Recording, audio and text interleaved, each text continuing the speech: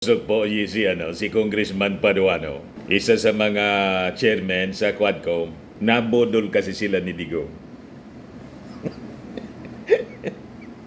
Sabi ni Paduano, nagpromise niya si Digong, sabi ko sa inyo huwag maniwala sa mga na after November 1, yung Todos Los Santos, pwede na siya. Pagkatapos, nagpadala ng sulat mga kababayan sa Quadcom na hindi maka-attend kasi nag-attend na daw siya sa Senado at biasan niya kayo dyan.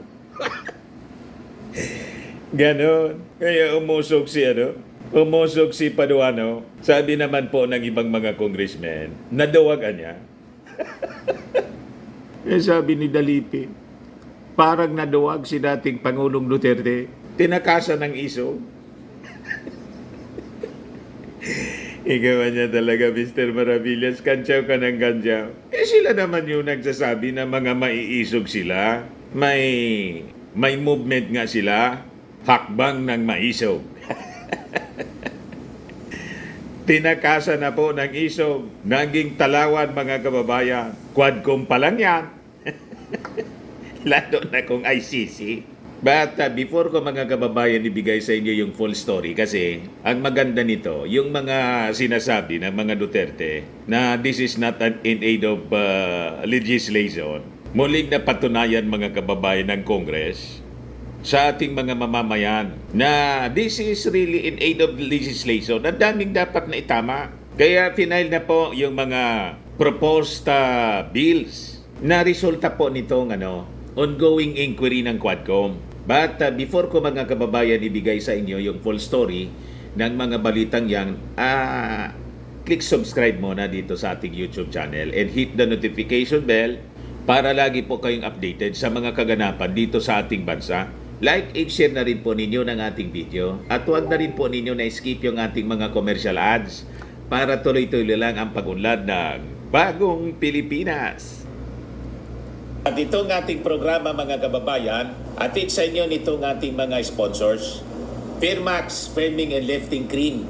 Pinapay po sa mga pulses in affected area. Mainam po ito sa mga pains at paninigas ng mga kaso-kasuan. Ito sa mukha naman yung application, anti-aging, Automax po siya. Ito ay Glow 60 mga kababayan. Whitening po siya. Made in South Korea. Ito naman po, Nengxia Red Mix Fruit Drink. Gawa po siya sa goji berry. May anti-cancer properties po siya. At sa mga nagana po ng malinis and spacious fitness gym, pumunta lang po kayo sa aming Colossal Fitness Gym. May Grab Car Rental din po kami. At bills payment po sa aming office. At saka sa mga mahilig po sa mga imported bags, manood po kayo sa live selling ni Madam Eileen Rosales sa kanyang Eileen Closet po. Pati mga shoes, ito yung kanya po.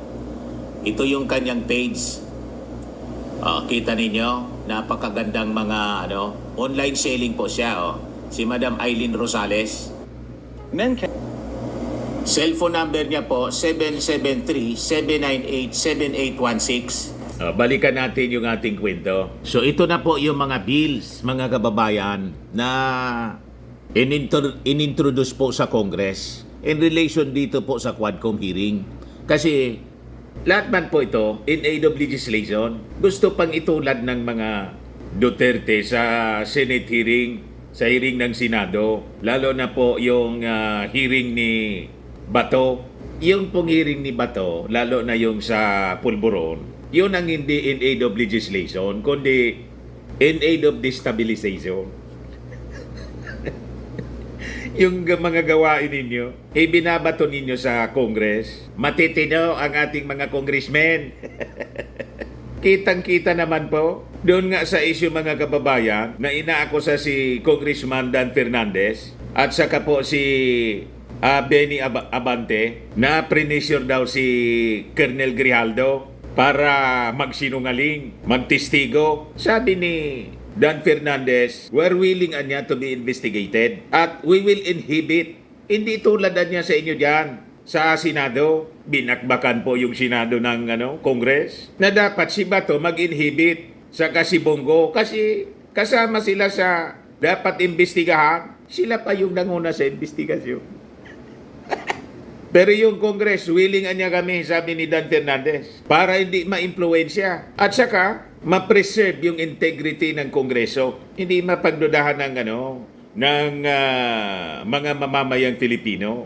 Mag-inhibit niya kami. Kami niya will become resource person or witness. Hindi kami sasama sa pagtatanong tulad ng ginawa ni Bato at sa Kanibunggo. You see? O ngayon, balikan natin mga kababayan ito. Ito yung mga bills. Kahanga-hanga po ito. Bill for forfeiture of illegally acquired foreign-owned real estate filed in-house. A bill seeking to authorize the government to seize real estate unlawfully acquired by foreign nationals, particularly those involved in POGOs, was filed in the House of Representatives ngayong araw na to, before the start ng Quadcom hearing. Tatawagin itong Civil Forfeiture Act, House Bill number 11043. Ito, mga kababayan, inintroduce ni na House Senior Deputy Speaker Aurelio Dong Gonzales Jr., Deputy Speaker David J.J. Suarez, and Quad Committee Chairs Representatives Robert Ace Barbers, Dan Fernandez, Benny Abante Jr., and Joseph Stephen Paduano.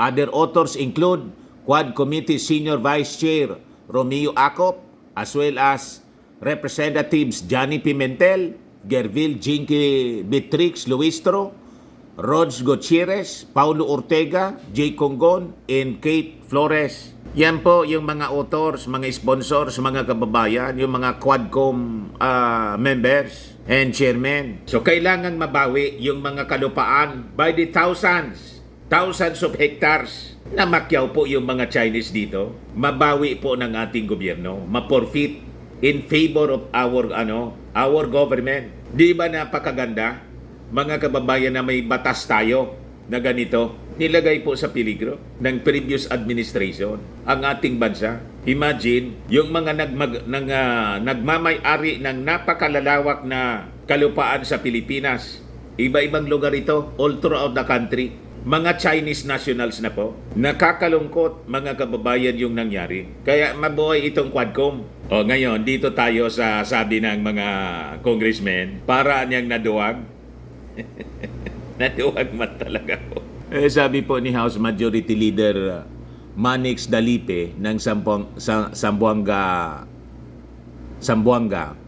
lamented former President Duterte's no-show in today's House Quad Committee hearing. Sa tingin namin, parang naduwag si dating Pangulong Duterte sa pagdalo sa Quadcom hearing dahil takot siyang harapin at sagutin ang mas malalalim na katanungan ng mga miyembro ng Kamara at pamilya ng mga biktima ng EG case na humihingi ng katarungan.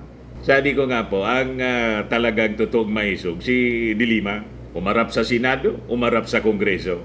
You see? Kasi kung talagang walang tinatago po, nasa katotohanan si Digong, kayang-kaya niyang harapin po itong mga congressmen. Sisiw ito sa kanya.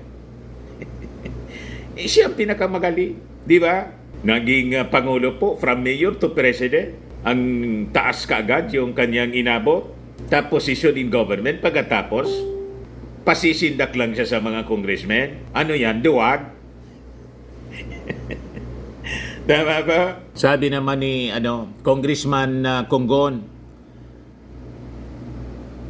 kung talaga ganyan si Digong, gusto niyang maintindihan ng ating mga mamamayan yung kanyang bloody war on drugs, he should have attended the hearing, especially in the light of his past admission that he encouraged law enforcement in Davao City to manlaban, to justify killings. Kung talagang totoo na naniniwala siyang tama ang kanyang mga ginawa, bakit hindi niya harapin at ipailuwanag sa Quadcom?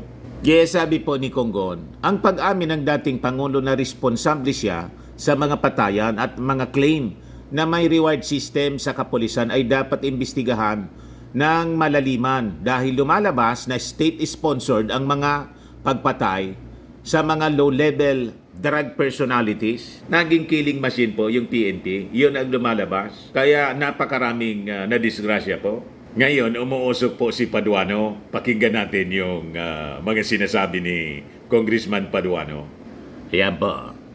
Ito lang po, Mr. Chairman, why I moved to issue a show cause, but I don't have any debate with regards to the possible amendments to my motion with regards to show cause order for Attorney Delgra. But remember, Mr. Chairman, that we have already sent 2 invitations. This is the second hearing that we invited the former president. And the first invitation was answered by Attorney Delgra. No, for on behalf of the President, in the absence of that authority being requested by this committee through this representation during the last hearing. Now, Mr. Chairman, looking at the answer, looking at the reply of Attorney Delgra on the first hearing, well, in fact, Mr. Chairman, Yung abogado ni Digong yan. Why?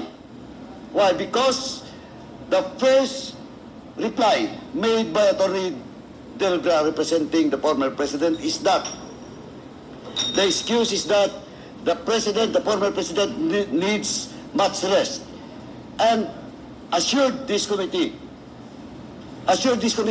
that he will be present in the next hearing.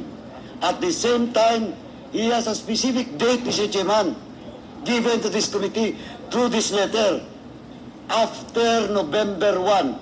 And let me read, Mr. Chairman, allow me to read in toto the portion of such reply coming from Attorney Delgra. Hence, my client respectfully requests to defer his appearance before the Honorable Committee scheduled tomorrow. Rest assured of my client's willingness to appear before the House of Representatives on some other available date, preferably after November 1, 2024. Pagkatapos, nagsulat po na ayaw nang mag-attend. Nabudol na naman po yung Kongreso. Sabi na, huwag kayong nagpapaniwala sa matandang yan. Kasi double talk, wala man talaga siyang intensyon na mag-attend. Pinaglalaruan lang kayo. Pati nga yung Senado, pinaglalaruan niya. At sabi nga natin mga kababayan, kaya nagpatawag ng Senate hearing, parallel hearing po sa Senado. Yung dalawang senador niya, inudyukan man lang yun, patawag ka rin na niya para masiraan natin yung Quadcom. Ang akala ni Digong, tuluyan niyang mapapaikot yung Senado. Nandun po nakabantay si Risa Ontiveros. Hindi pumayag po, napaamin tuloy. Ginagamit na ngayon po ng Congress yung mga statement na nilabas mga kababayan ni Digong sa Senado. Balikan natin yung pag-usok ni Paduano. And for the record, Mr. Chairman, the invitation that was sent to the former president and was answered by Attorney Delgra was before the presence of the former president in the Senate. And he has promised us, this committee, through his letter, that after November 1, he will be present in today's hearing. Ano to? Naglulukuhan tayo dito? Well, in fact, I will not discuss and argue with our colleague, Congressman Kit Flores, with regards to the content of this second letter. But, malinaw po, Mr. Chairman, na naglulukuhan tayo dito. Naglulukuhan tayo dito because the first letter promised us that he will be present after November 1. Kung hindi tayo naglulukuhan dito, ano? Natatakot siya? Na pumunta dito? Mr. Chairman, that's why my first motion was to issue a show cause order for Attorney Delga to answer both letters. And, Mr. Chairman, and I would like to reiterate once again that we should invite again the former president to be present in the I-contempt next ninyo. hearing. Mr. Chairman, Thank you, Mr. Chairman. Thank you, Congressman. Pumusok na si Paduano. Mr. Chair. As I promised, Congressman Fernandez, and then we will rule on the motion. Okay. Mr. Chairman, Congressman Ako. Mr. Chairman, there are three reasons mentioned by Attorney Delgra in consultation with the former President para hindi po siya umattend ng ating pong hearing. First, binanggit po niya yung pangalan ko at binanggit niya yung pangalan ni Chairman Abante. Nag-prejudge na po kami doon sa mga binanggit niya po doon sa Senado, and citing some provision of Republic Act 1951, particularly Section 6 on the willful killing. And with this, Mr. Chairman, we are being accused that nabahidan ng prejudgment yung mga issue that he mentioned. With that, Mr. Chairman, para lang po mawala na tong issue to. Again, Mr. Chairman, I'm willing, this representation is willing to inhibit myself in Yun. asking questions Very good. with regards to this willful killing. And I hope that my co-chair here, Chairman Abante, will do the same. So makita ninyo ang integrity. May dignidad talaga po yung Congress kaysa sa Senado. Willing siyang mag-inhibit kasi napangalanan siya. Doon sa issue kay Grijaldo, na sila daw yung kumausap, pressure para aminin. O ngayon, willing siya na mag-inhibit. Silang dalawa ni Congressman Abante. O tingnan natin kung ganun din ang gagawin sa Senado ni Senator Bato pagkatapos ni Bongo. Sa Senado po sila mismo nag-initiate ng investigation. At sila yung nagbibida-bida doon. Hindi sila umobra kay Risa Ontiveros. Lumusot pa rin yung mga katanungan ni Risa na paamin si Digong. Nilaglag pa ni Digong yung sarili niya at saka si Bato at mga iniral damay. You see? So ito pong Congress natin, itong Quadcom, kapanipaniwala, impartial po. Hindi tulad ng Senate investigation. Napakalinaw po. Willing sila na mag-inhibit. Yun man talaga dapat. Idiretso natin yung puntos, mga kababayan ni Dan Fernandez. In relation to the first issue that the former President, with consultation of his lawyer, cited in this letter. Secondly, that's the reason why we asked the presence of Colonel Grijaldo to be here, because he accused us of coercion and harassment and threats.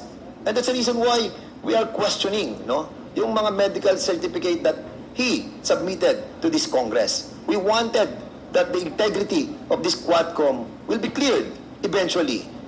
And with that, Mr. Chairman, eradicating the coercion and harassment and the threats that he accused us, then the reason for the President not to attend on this Quadcom will be eliminated.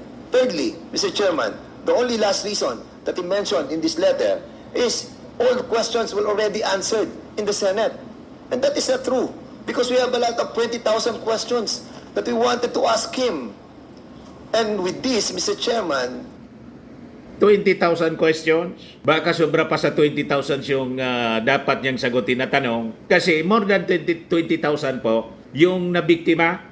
So, per victim po, ilang tanong? O, di ba? Baka mag 100,000 pa yung tanong, mga kababayan. Abutin na niya Mr. Maravillas ng siyam-siyam. Abutin to ng 2028.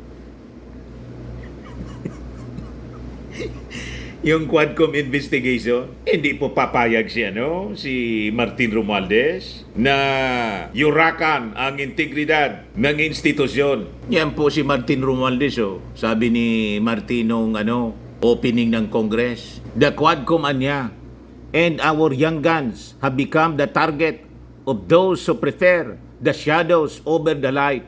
Yet, as we stand here today, we reaffirm our commitment to this duty. We are here to do the work without fear or favor, on a mission to uncover the truth, no matter how uncomfortable it may be for some. Tatama po kay Digong at kay Sepulturera. But history has shown us time and again that no force can stand against the truth for long. Evil may cloak itself in power, influence, and wealth, but in the end, it is Goodness that triumphs. Truth, though sometimes slow to reveal itself, will always, without fail, prevail. Yan po ang mga matatalim na pananalita na binigkas ni Martin Romualdez sa opening ng Congress. O di ba? Kaya tingnan ninyo, tumapang lalo yung Quadcom po, tumapang lalo yung ating mga Dayanggans, Yanggans members ng Congress. Balikan natin si Dan Fernandez. Yung pong reason niya for not to be here is not acceptable. So, Mr. Chairman, I believe that my position, in trying to inhibit ourselves, in this investigation pertaining to the number one issue that he mentioned, and also with the issue of Colonel Grijaldo, we will comply with the mandate of this Quadcom to inhibit ourselves and be a part of the resource persons that will be questioned by the members of this Quadcom. Thank you, Mr. Chairman. Thank you, Congressman Dan Fernandez. Now, Congressman Ace Barbers. There was a motion earlier that the committee invite Attorney Mr. Chairman, you are recognized. Thank you. That Attorney Delgra, being the counsel of the former president, be invited in the next hearing. And we direct the committee secretariat to take note of that and send the invite in the next Quadcom hearing to Attorney Delgra. Any second? Duly seconded. Any objections? I object, Mr. Chair. May I know what is the objection of Congressman? We'll get nothing from him, Mr. Chair. He all he's just gonna say is that is what my client said. So that's the end of it, Mr. Chair. 1 minute suspension. Hindi masyado nasundan yata ni Congressman Kate Flores. Ang gustong mangyari ni Paduano, ipaliwanag yung mismong sulat. Hindi man itatanong yung mismong war on drugs. Kundi, kaya siya ipapatawag si attorney, yung abogado ni Digong, para ipaliwanag yung mismong sulat niya na nag-promise yung kanyang kliyente, si Digong, na after Todos Los Santos, pwede na siya mag-appear. Haharap siya sa Kongreso. Kaya lang binudol sila. Kaya gustong paharapin po. Doon man lang po sa sulat, medyo hindi na-gets ni Congressman Kate Flores. Kaya siguro paliwanag mo, nag-suspend mo na 3-minute suspension para sabihan, ayos na niya, ganito na lang. Ganon yan siya po ang proseso para madali na lang. Huwag ka na nang mag-object. Usap-usap muna sila. Tigpaliwanag po sa nag-object na congressman. Balikan natin, nag-resume na. But when the chair asked for an objection, there was an objection stated by Congressman Keith Flores. Am I made to understand, Congressman Flores, that you are withdrawing your objection? Winidraw na yung objection. Pinaliwanag na kasi. Yes, Mr. Chair, I'll withdraw my objection if Attorney Delgra will enter his appearance. But as far as the questions that we want to ask of him, Mr. I'll reiterate my position, Mr. Chair. Okay, that is noted. Thank Naintindihan na. you. Since the objections of the objection of Congressman Flores has been withdrawn, then the chair will rule that the motion is approved. Yes, Congressman Adyong, for Yeah, your before, manifestation. I guess we have already ruled on the motion to Invite. That's yeah. correct. Just to put context, Mr. Chair, of the manifestation of this humble representation. Mr. Chair, the reason why I wanted Attorney Delga to be present, in fact today, and not pasa dun sa next meeting is, I agree with Congressman Keith Flores that he is not competent to answer questions pertaining to the implementation of illegal war on drugs. But just to be honest, Mr. Chair, I don't think the former president will ever attend the Quad Committee hearing. Di sila naniniwala. I'm sorry to say that. I really have a strong feeling that he will never attend the Quad Committee. And since Attorney Delgra is his lawyer, I would wanted to ask him about the content of his letter. I'm sure he's a capable lawyer and competent enough to elucidate to this representation, being a non-lawyer, what does he mean by subornation? Because Yes, that's one of the allegations. Number two, Mr. Chair, I also wanted to ask Attorney Delgra, which part of the testimony of his client in the Senate during the committee hearing, which portion of it is joke and which portion of it is true? Because he's trying to provide us, for advising us to just simply request the transcript from the Senate. Mr. Chair, I have no problem if individuals want to, make other people's laugh all the time. I have no trouble with that. If you want to turn yourselves as clowns, that's your business, that's your concern. But not at the expense of serious issues.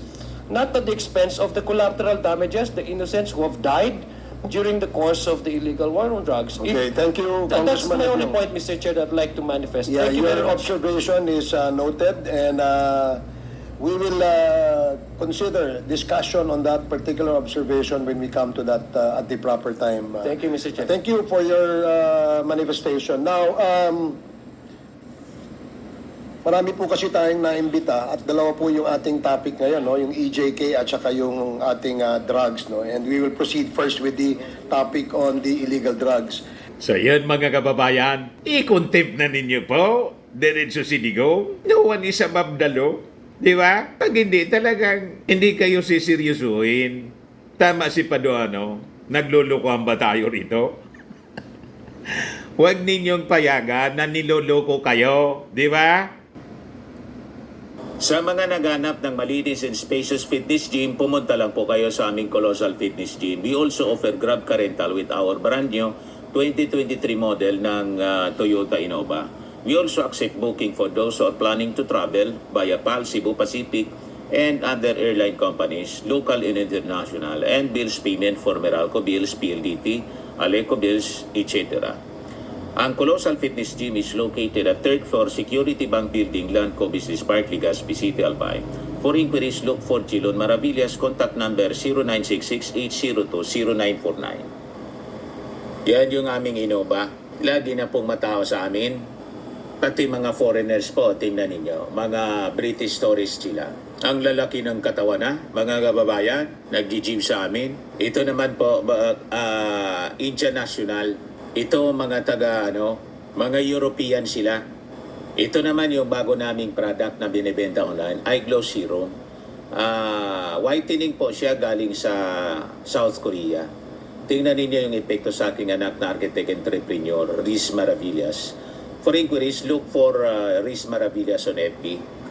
Ito naman po, Firmax Firming and Lifting Cream. Pinapahid po ito sa mga pulses and affected area. Mahina po ito sa mga pains at paninigas na mga kaso-kasuan.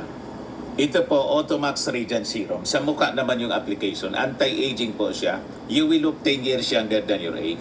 Sa mga cancer patients naman po, baka lang gusto ninyo itong itry. Nengxia Red Mixed Fruit Drink. Hindi man po siya gamot, food supplement siya. Kaya lang, gawa siya mga kababayan sa goji berry. Yung goji berry may anti-cancer properties. Yung mga inquiries ninyo, dumiritso na lang kayo sa aming messenger sa Facebook para masagot namin agad. Ayos po. Ako po si Dante Maravillas. Bye-bye. God bless.